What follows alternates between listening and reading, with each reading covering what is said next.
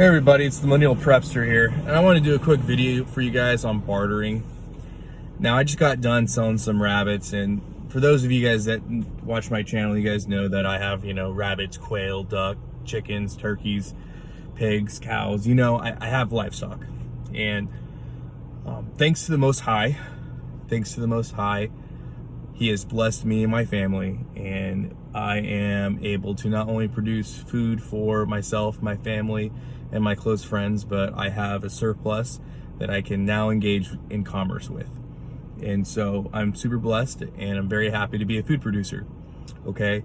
It's not something that I do full-time, obviously, but it's very nice knowing that I've come to a level of preparedness that I'm able to not only grow food for myself and for those that I love the most, but also have leftover that I can then, provide to really the community at large. And too many times I've been watching these videos on bartering, and I think it's completely ridiculous. A lot of people have this idea, a lot of these YouTubers have this notion that as long as you have this list of things, then you'll be fine. Or, the top 10 items to hoard for bartering, or top 10 bartering items. And that whole concept is really a joke. And this is why. And before I go into all the details, I'm not saying I'm an expert on bartering, but I live in a small community. And by small community, I mean my closest town is a population of about 2,300 people. My largest city, and when I mean city, I mean has a population of over 30,000. It's 45 minutes away. Okay, so I live in a very tight-knit, rustic situation, community, whatever you want to call it. And bartering and trading is a part of everyday life. It is a skill set that is, I wouldn't say required, but highly suggested in being able to do. And it's not a lost skill. It's something we do, every single day out here. And so, coming from a situation where I do barter regularly and I do sell animals regularly has, helps me to help aid you in this conversation. Because a lot of people have this idea and this mentality that as long as I have lighters, rice, beans, bullets, precious metals, if you're alcohol, coffee, if you're the Canadian prepper, toilet paper, and bug spray, for some reason that's supposedly really good barter items. As long as you have and you're sitting on these items, you'll be fine. And that couldn't be further from the truth, guys.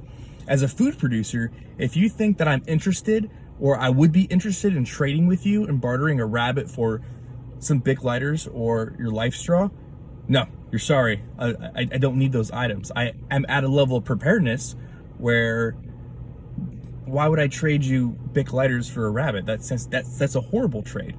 And so this mentality that you just need to sit on items and you'll be fine is a false narrative, because the barter economy is not a whole lot different than the current fiat capitalistic economy that we live in.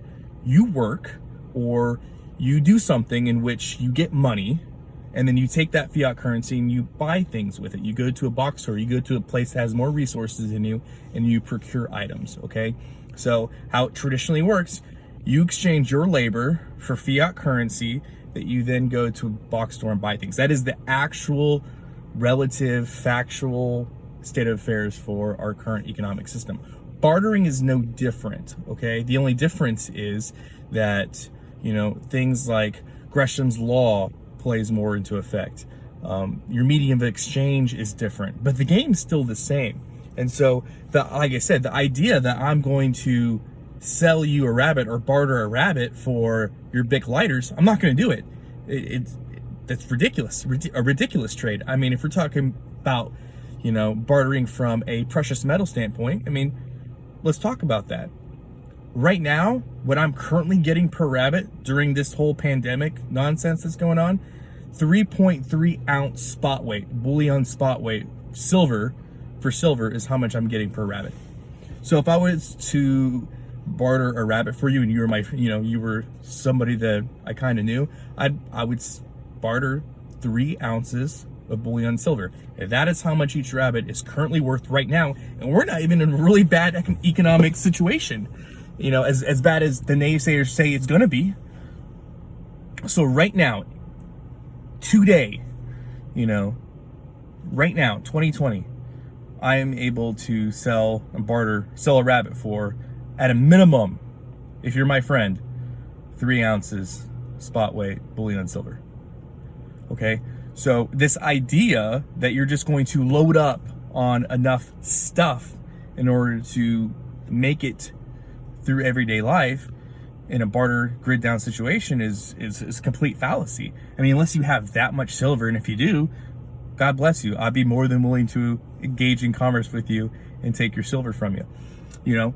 But this idea that you're going to, like I said, go to somebody like me who has the level of preparedness that I have food in excess, and I'm going to trade you for some camping gear, not going to happen. And I'm not trying to be mean. I'm not trying to be a naysayer, but that's the reality. Here's another thing to think about.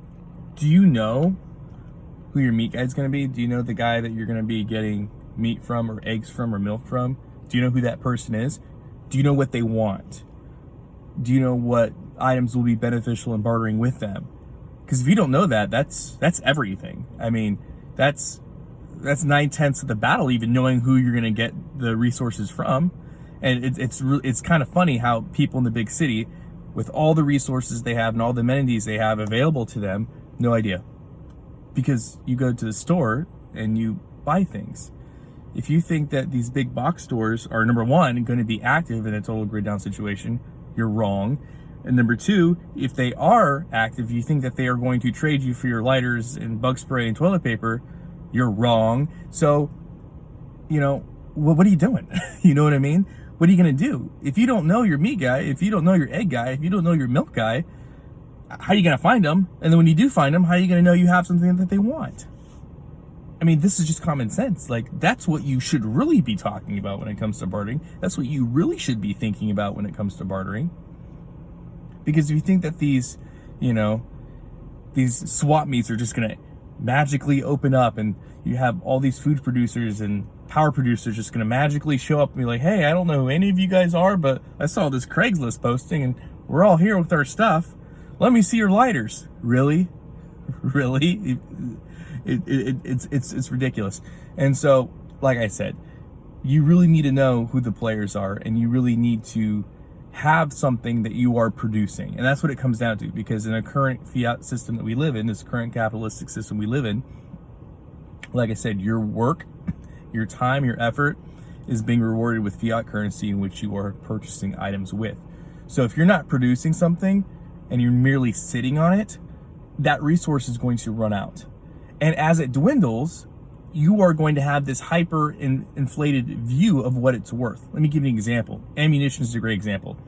Let's say you have 10,000 rounds of ammo. In the beginning, you may be willing to trade me, a box of ammo for a rabbit or chicken. Let's say I'm willing to engage in commerce with you, and I'm willing to give you a rabbit for a box of ammo, because you're my friend. Okay. Sure, I guess I'll do it. I have a lot of ammo now, but you're my friend, I'll do it. As your ammo resources start to dwindle and you're down to your last, let's say 500, 300 rounds of ammo, that box of ammo now has significant worth to you. For me, the amount that my rabbit's worth is pretty much staying the same because I produce it. I'm a producer. It has a systematic set worth. But for you, as your resources dwindle, that resource becomes more and more valuable to you. It doesn't become more valuable to me, but it becomes more valuable to you because you're not a producer. You're merely sitting on assets. You're merely liquidating assets at that point. And so once you start dwindling down, you're going to say, well, I'm gonna sell you, or I'll barter 15 rounds of ammo for a rabbit. And I'm going to be like, look at you and be like, no, what's wrong with the box of ammo that we have been doing? Well, I don't have a whole lot of it left. Okay. So what? I want a box. That is what we've been going. I still have food. I still have more than enough ammunition because I am a producer, so I'm getting things. But for you, you're going to see that ammo as having significant value that a person like me isn't going to see. because you are going to be in this mindset of desperation because you are liquidating assets. So if you're not producing something, you're putting yourself at a big disadvantage, because eventually those assets that you're sitting on, that you're liquidating, are going to go away. And then how are you going to feed yourself? So these are all things to think about. And like I said, I'm not trying to be overly hyperbolic. I do want to be honest. I do want to, allow you to have, I just want you guys to see things from a realistic standpoint. I know my meat and egg guy. That's me. I know my milk guy. He's across the street. I can actually see him right now. So I know what he wants. I know his family. I know his children. I know, his friends, because his friends, coincidentally, are my friends too. So I know what he wants, and we have a relationship, and we always are trading and bartering with each other. So I know what he wants, and I know what I can get for, say, a gallon of milk. He knows what he can get for, say, a couple steaks. You know what I mean? So we have that understanding. We have a mutual respect for each other, and we want to see each other succeed. Okay? We have a vested interest in making sure that we have a good working relationship, and that each one of us is taken care of. And for some reason in the big cities, with all the resources and assets you guys apparently have, that's not part of everyday conversation. So I really encourage you guys, when you're looking at bartering, have stuff. All that stuff is good. Everybody needs toilet paper. Bug spray is important, I guess.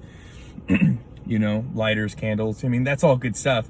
But if you think that's going to save you, and if you think that's going to be a universally accepted commodity for trade, I would think again. Like I said, I'm not saying candles are bad or a bad thing, but if you think you're going to, trade me one Bath and Body Works candle for a rabbit, you're going to have to do better than that. And I'm not saying that they mean. I'm just saying there's intrinsic value in food. And as of right now, I know, and things are not that bad. Depends on what news outlet you watch. But at current state, one rabbit's getting me, at current value, at a minimum, 3.3 ounce bullion to silver. Okay? And one rabbit will not go very far for a family, say. That's one meal. You know what I mean? So I highly encourage you guys, if you're not doing it already, start producing something. Because by producing something, you have an asset that is going to continuously provide you with what you need. It's going to continuously give you a medium of exchange that you can dependably rely on. Okay? So if you're not producing something, I'm not saying go out there and be like me and, produce a bunch of food. I think it's a great idea. But produce something. Be a producer of something. Because having a dependable asset, having a dependable commodity that you can fall back on, that's going to be huge, because that's something you can barter with. That's a medium of exchange you can continuously use. And it's not going away. You're not liquidating it. You're producing it. You're a producer. You're not simply a user. So I hope you guys found this video useful. I'm going to leave. I've written articles on barter, and I get into a lot deeper detail, and I'll do a couple more videos on barter. But like I said, I've written for the Prepper Journal, so I'll link those in the description box below. Take a look at that. It goes into great detail talking about, and it's a series. There's a series of journals that I wrote for them, and we go into detail in those journals, everything about Gresham's law to commodities to assets, the whole 9 yards. It's a really good piece, a really good series. So I highly encourage you guys to check that out. If you think I got this completely wrong, please let me know. I want to know. If you think that I'm wrong, please let's have open dialogue. Tell me what I got wrong. And yeah, let's start having a conversation now, because let's face it, things don't seem like they're getting any better. I hope you guys liked the video, and as always, long live the Republic.